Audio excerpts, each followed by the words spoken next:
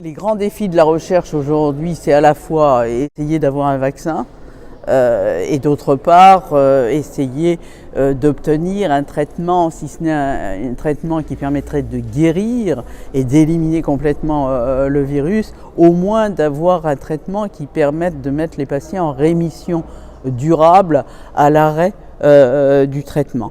Ça, ce sont les deux grandes voies de recherche, les deux d'ailleurs étant quelque part devant être interactifs, parce qu'il est possible qu'un candidat vaccin soit nécessaire pour obtenir un traitement induisant une guérison durable.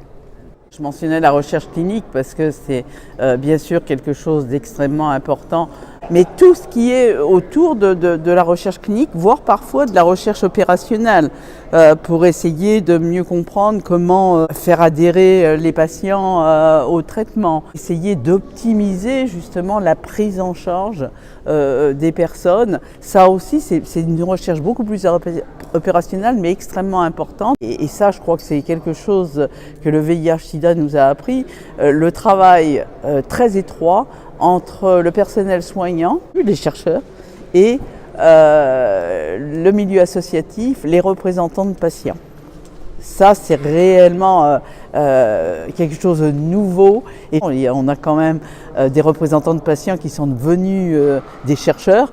Et j'aimerais bien que ce processus de travailler avec les représentants de patients s'étende bien au-delà du VIH/SIDA.